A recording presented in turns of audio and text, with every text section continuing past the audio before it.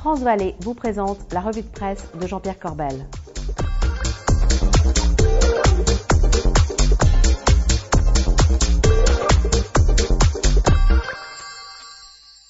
Allez, bonjour, c'est mardi et c'est votre revue de presse avec, comme d'habitude, Jean-Pierre Corbel. Jean-Pierre, bonjour. Bonjour Bogdan, comment ça va? Moi ça va et vous? Écoutez, ça va pas mal, vous avez vu, on a encore vu un vote avec la victoire du Bling Bling ce week-end. Alors attends, on avait dit pas de politique. Je ne parle pas de politique. Ah si. Ah non? Si. Non, c'est pas ça. Non, je parle de la Suisse, comme la semaine dernière, je parle de la Suisse toutes les semaines, la Suisse qui a voté contre la suppression du forfait fiscal pour ces émigrés riches étrangers. Regardez cet article dans le Figaro, on dénombre 49 Français parmi les 300 plus grandes fortunes suisses pour un total quand même de 55. On a 49 tennisman? Je crois pas, mais il y en a d'autres, il y a des chefs d'entreprise aussi. Et pour un total de 55 milliards d'euros, Bogdan, on imagine bien qu'ils ne sont pas là pour la qualité de l'air ou pour le gruyère, vous voyez. Et alors donc, imaginez que ce vote soit passé, il serait parti au Qatar, ça aurait été amusant, non? Ben oui, je comprends pas pourquoi il quitte la France. Et pourtant, le président a dit qu'il n'augmenterait pas les impôts, donc ça devrait les rassurer. Eh bien oui, regardez cette une, toujours dans le Figaro. Bruxelles menace la France de sanctions si elle ne révise pas son budget. À la manœuvre, Pierre Moscovici qui donne 100 jours, pas plus au gouvernement, pour revoir sa copie où la commission, dit-il, prendra ses responsabilités. Ouh là là, on en a peur, hein, ça, Moscou, il nous fait très très peur. Enfin, en tout cas, il a trouvé un nouveau tailleur à Bruxelles qui lui fait des vestes réversibles, Moscou. Ouais. Et pourtant, les taux sont au plus bas, ça devrait nous réjouir. Alors, effectivement, c'est très impressionnant, les taux français qui ont passé en dessous de la barre des 1%. Regardez cet article dans l'Express. À la clôture du marché en zone euro jeudi, le rendement du 10 ans français était à 0,993%. La dette française apparaît comme une des plus sûres de la zone euro. Incroyable. Et la signature de la France n'est toutefois pas la seule responsable. La raison du recul de ces taux d'emprunt depuis des mois, c'est la politique très accommodante de la Banque Centrale Européenne qui inonde les marchés de liquidités. Bogdan, c'était vraiment la nouvelle de la semaine. Incroyable, la dette française sous les 1%. Donc c'est une très bonne nouvelle pour l'économie. Eh bien, pas sûr, parce que les équilibres deviennent instables, Bogdan. Je comprends pas, là. Alors c'est simple, regardez. Le livret A, qui rapporte plus que le 10 ans français, ça vous paraît logique, vous? Non, déjà, non, pas trop. Ouais. L'ISF, oui. 1,50% sur la tranche maximale, qui coûte plus cher que ce que l'État vous donne comme revenu pour 10 ans. Ça vous paraît logique, ça? Quand on parle d'ISF, c'est déjà pas très logique.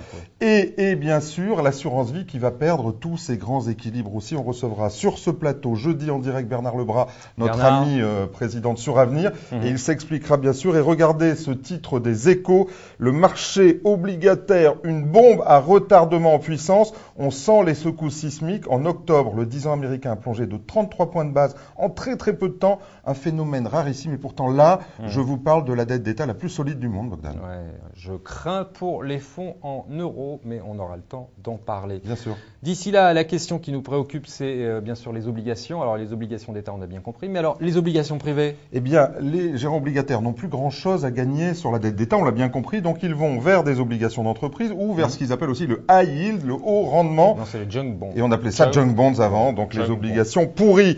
Alors regardez toujours cet article dans les Échos, le manque de liquidité pourrait amplifier d'éventuels chocs.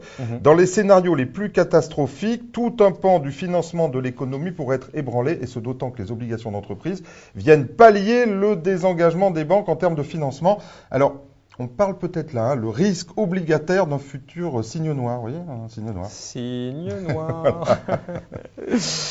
Bon, et la croissance dans tout ça, alors? Eh bien, ça marche pas bien. Le gouvernement cherche des pistes partout et il essaye de lancer des réformes, mais le succès ne vient pas, il n'y a pas de croissance. Regardez cet article dans Le Point. Pour inciter les petites entreprises à verser de l'épargne salariale, c'est le nouveau projet du gouvernement, un texte prévoirait de les exonérer de la fameuse taxe de 20% du forfait social et de créer un nouveau livret qui serait rémunéré que les entreprises pourraient utiliser pour leur trésorerie. Alors imaginez bien, Bogdan, vous êtes dans une société que vous connaissez, on vous dit je te prends ton argent d'épargne salariale et je le mets dans la trésor de l'entreprise. Je ne suis pas sûr que ça va bien plaire aux salariés. En tout cas, une réforme qui risque encore de traîner, voire de finir à la corbeille. Et je ne parle pas de la bourse, là. Il y a un gros flop cette semaine. Oui, alors un gros flop, de l'inquiétude. Regardez cet article dans Challenge, on en parlait depuis longtemps. C'est arrivé, le patron d'Aristophil qui faisait miroiter à 20 000 clients des rendements de 8% en investissant sur des manuscrits, vous vous souvenez? Eh bien, ce patron a fait l'objet d'une enquête pour escroquerie. Le siège de la société, le domicile de M. Gérard Lhéritier, son expert comptable, des CGP, les experts ont subi dans le même temps des perquisitions. Et Tracfin parle de système qui aurait été madophisé. Le mot est lancé, du rififi en perspective. C'est Challenge qui le dit. C'est le gagnant de l'euro-million. Et oui, alors on a vu ça aussi dans la presse, que ce même monsieur Lhéritier a beaucoup de chance puisqu'il aurait gagné à l'euro-million. En tout cas, les autorités elles nous disent qu'elles ne valident pas, c'est l'AMF qui parle là, et regardez, elles ne valident pas l'activité d'Aristophil qui n'entre pas, dit-elle, dans son champ de compétences. Alors on se demande qui les contrôlait. En tout cas, c'est le monde à l'envers, parce qu'un ami, et je voudrais lui rendre hommage, Jean-Pierre Rondeau, le patron de la compagnie des CGPI, ça fait longtemps qu'il en parlait d'Aristophil, nous a fait attention, il avait le courage de le dire, eh bien ça lui a valu quelques ennuis, c'est pour ça que je dis que c'est le monde à l'envers, puisque Aristophil a porté plainte, je ne sais pas pourquoi, mais en tout cas, un huissier est venu saisir les fichiers de Jean-Pierre de la compagnie des CGPI, et voilà, c'est vraiment le monde à l'envers, donc Jean-Pierre, on est avec toi. Bon, très bien. Allez, on termine très vite par un petit mot pour rire. Alors, déjà, on a bien rigolé avec cette histoire-là. Le 10 décembre, Bogdan, oui, on a de nouveau les notaires dans la rue. Je vous jure. Regardez ça, c'était la dernière fois.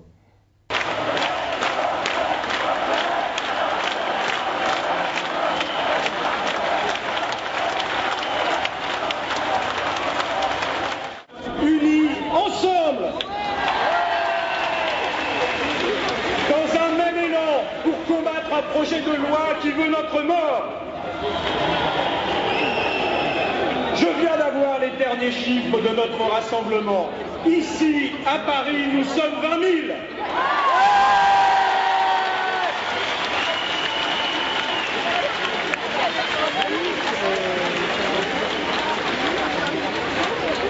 C'est exceptionnel, vous êtes exceptionnel. Alors, Bogdan, si vous voulez bien, on va faire un arrêt sur image. Regardez, on bloque cette image-là et regardez-la bien. La CGT qui vient défendre le monopole notarial. C'est incroyable, monsieur Le Pen, qui vient avec des ballons pour défendre le monopole des notaires. C'est le monde à l'envers. C'était vraiment la revue du monde à l'envers et ça vaut son pesant de cacahuètes, non? La CGT, c'est ceux qui essaient de relancer le bâtiment. Ils relancent l'immobilier, oui, c'est ça. Ah oui, ils sont très, très forts. Jean-Pierre, merci beaucoup. C'était un plaisir, on s'est bien amusé encore. Quant à moi, il ne me reste plus qu'à vous remercier, à vous donner rendez-vous mardi prochain. D'ici là, gardez-vous bien.